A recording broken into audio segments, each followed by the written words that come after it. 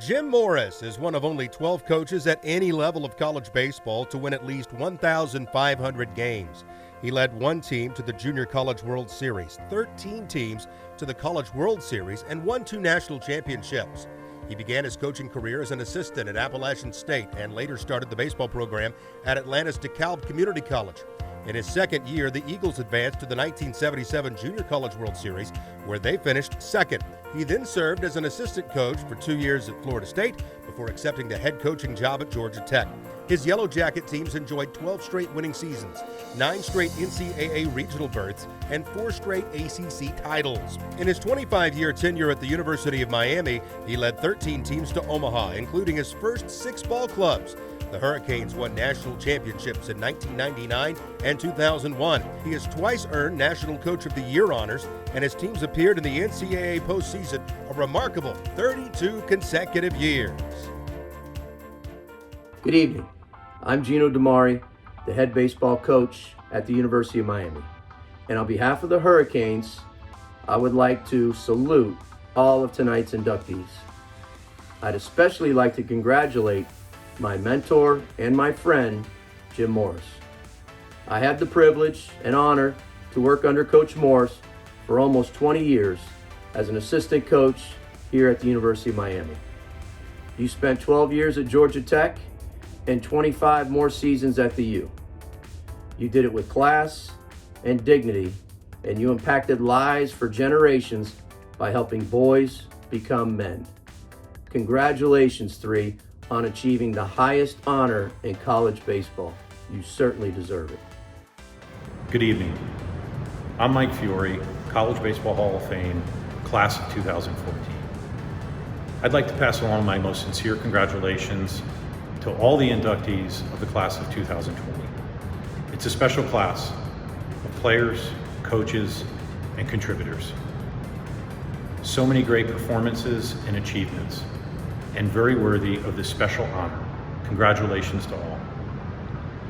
I'd also like to take this time to congratulate and welcome Jim Morris and Jason Veritek, 2 people who've had a huge impact in my life, and I'm so proud to welcome them to the College Baseball Hall of Fame. Congratulations to all. A very pleasant good evening, college baseball fans. I'm Jay Rokeach, and for the past 52 years, I have served as the stadium voice for the University of Miami Hurricanes. For 25 of those seasons, I had the honor of announcing games coached by Jim Morris. Congratulations, 3, Coach Jim Morris, now the 6th legend from the U to be inducted into the College Baseball Hall of Fame. And congratulations to all the members of the class of 2020. You truly made this evening the night of champions. I am so thrilled to welcome in 2020 inductee Jim Morris to the virtual night of champions. Hi, Coach. How are you? Good, Danny. How are you? I'm doing great. I am so excited to get into your legacy, your career, and I'm going to brag on you for a second. So bear with me as I walk through some of the accomplishments you've had throughout your career. 2 national championships, 13 trips to Omaha, 6 straight College World Series appearances in your first 6 years at Miami, 3-time Coach of the Year, 12 years at Georgia Tech and 4 ACC championships, 32 consecutive NCAA appearances. More than 150 professional baseball players have played under you during their college careers at Miami, Georgia Tech, and DeKalb. 41 years spent in college baseball. Coach, what does this honor mean to you? It's a great honor just thinking of all the people who've been in there. I was lucky enough to be at the first induction ceremony when Coach Ron Frazier was inducted, who I think is the most influential guy in the history of college baseball, because he put college baseball on the map, and he won those 2 things, and been lucky enough to be there to follow him, not replace, follow him. And but I've been very lucky at these programs at DeKalb College. I was 24 years old, get the head coaching job, did not have a team, and didn't realize the opportunity that I had there. When I left, they were number 1 country. Then I went to Georgia Tech. I was very lucky to work for Dr. Homer Rice, who the award's named after for the top athletic director. What most people don't know about Coach Rice is they know that he was a head football coach. They know he was an AD. They know this. He was head football coach in the NFL. But as a player, he was a catcher with the Dodgers. So he has a love for baseball, and he knows the game. So I was lucky again that when I took the job at Georgia Tech, they'd never finished above last. But I knew I had a commitment from Coach Rice that he wanted to win. And that when I left, they were number one in the country. And that prepared me to come to Miami, where you're in a different expectation. At Miami, you're not supposed to lose, which I got some stories related to that, which makes it a unique place. But I'm very lucky that I worked for great administrators or ADs that hired me and had outstanding staff. So your support staff, your coaches in particular, and then that being able to have a great product to recruit really good players to be able to win. So it's probably a long answer, but it's a combination of a lot of things. And on top of these accomplishments, you mentioned that being a father is right up there with everything that you've done in college baseball, maybe even more so. How has your son impacted you and your family? You asked me earlier about memories. Of course, on the field, my memories winning the 99 championship, but 96 made me appreciate it even more when we lost on the last pitch to LSU. And as a college coach, first of all, I think most coaches never get a chance to play in the College World Series. And I was lucky to be the head coach there 13 years and 13 times, and to get a chance to play for the ring. And when you lose and you're in that position, I may never get a chance to play for that championship game again, and then to be able to win it in 99. And then off the field, I got to tell you, in baseball, you're always talking about life-changing, seems like a life-changing money, whether the guys sign pro or they don't, life-changing thing.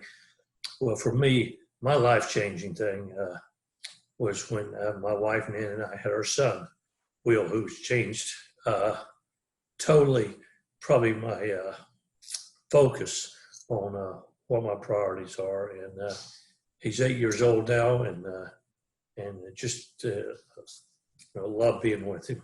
Winning 2 national championships. Can you explain what made each one so special? Well, the first one was special because I didn't know if I'd ever get a chance to play for that championship game again. And that last pitch, a breaking ball from Mike New for strike 3, was a special moment in my career for our team. And I'm following the legend at the University of Miami, on Ron Frazier, who had won 2 national championships, and just being in that position and having a ring. Because particularly at that time at Miami, we had gone to the World Series 6 times and hadn't won it. So I finally got a chance and won the ring. And being recognized as someone at Miami, because our football team won 5 national championships, baseball team won 4 national championships, and being in that select group, none of our coaches won more than 2 rings in either sport. So you're there. And of course, in 01, beating Stanford to win the national championship for that second ring.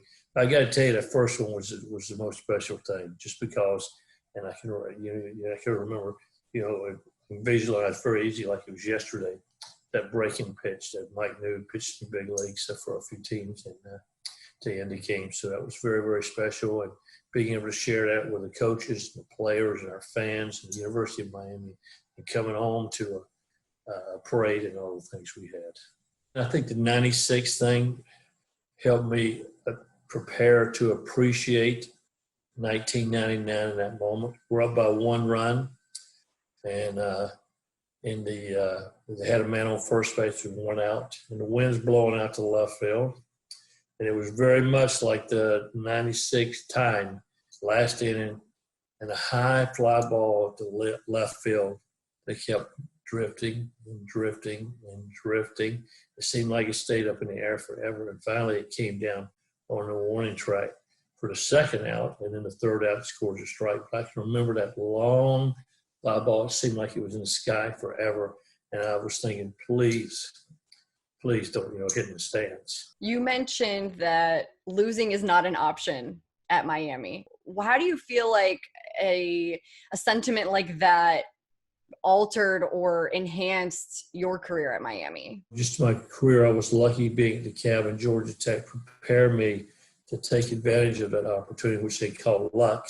But luck is being an advantage. I would be prepared to take advantage of an opportunity to get there. But when I was interviewed, and my interview was very quiet, they had other people they were talking to, and I was at the number one team in the country. Georgia Tech offered me a lifetime contract to stay. And I came in to meet with Paul D very quietly, and no one knew I was in there. And I said, if my name gets out, I'm out of here. And so I went in and met with him. We went in the players' locker room. This is a famous story. And we go in the players' locker room, and the bathroom to the players' locker room was propped open. It was normally shut. And it was me and Paul D and the AD, and I looked at it, and the prop that's holding the door open is a national championship trophy. Now, that tells you the expectation. If they use the national championship trophy as a doorstop in the bathroom, then you're going, oh my gosh, it's just, I remember looking at Paul D and looking back down at that 2 or 3 times. I think he was in as big a shock as I was.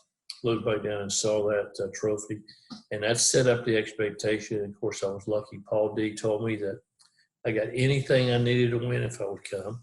I got anything at football kids. And then I said, on and off the field, and he said, yes. And I said, Mr. D, would you please, we're standing in center field again like this is yesterday. I said, would you please repeat that again slowly? And Mr. D looked at me, and he said, at that time, I knew I had screwed up what I was saying, because you were never let me forget that anything you need, you're going to get. And he did. He was very committed to that, and I was very lucky that I had the support, and I had great products. And at Miami, at that particular time, it was football and baseball, and boom, let's see who can win the most rings. And it was a great competition. Dennis Erickson, Butch Davis during that time were winning. We were competing against his very good friends, and still are today. And it was an exciting time for Miami and for the coaches and players. So you mentioned Jason Veritek, and he's also a part of this 2020 class. And when I talked to him about you, he mentioned that, you could be the greatest coach on earth. You could be the greatest at whatever you're doing. But if you're not a people person, then it doesn't really add up. And he attributed that quality very much to you. I'm wondering if you could go back in your memory bank during those 3 years with Tech and maybe recall a moment that stands out to you about him. I'm going to go back a little bit further when I was recruiting, and Veritech was Tech, is the way he referred to it, always have, was recommended to me by someone. I wish I could recall the name of the person that recommended me, because I should send him a bottle of champagne or whatever. But Tech, I flew into Orlando to watch him play. And in high school, he was on a really good team, Blake Brantley in Orlando, and he didn't get to catch. He played third base and hit right-handed.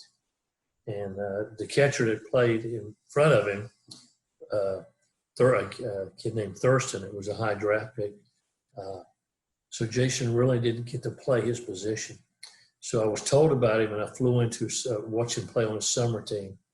And I remember watching him hit the cages and playing a game, switch hitting catcher. And I went, oh my goodness, this guy! I thought, right on the shoot, you get a feeling that this guy's going to be very, very special. And then I went to the house and met with him and his family, and he ends up committing to Tech and signing with us. And I got a letter from his dad, which tells how proud his dad is. And in the letter, he said, Tech belongs at Tech. Something that's deep to my heart.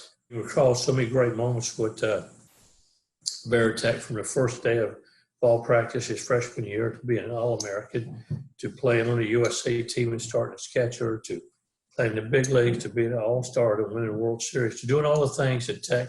He's a great, great leader that's very, very committed to his team, to his game, to the pitchers, and a guy that on game day you don't talk to because he's getting prepared for the game. If you want to, I always said, if you want to talk to Veritech, make sure you go when the right-handed knuckleball guy from Boston, I can't think of his name, I should, was pitching, because that's the only time he didn't catch. So I could go and actually stand at the cage with Veritech and talk to him, and he wasn't either hitting or in the bullpen or watching the tape of the pitcher. So a great leader, a captain, a 4-year captain at Georgia Tech, and a captain of the Red Sox. This honor, I know, means so much to you, and I'm just really grateful to have some time to hear your stories, and I wish I had more time. Honestly, I really do, but I just want to tell you congratulations and thank you again for all your time. Well, thank you. It's very nice meeting you. What a great honor to be on the air with you and to be inducted into this Hall of Fame.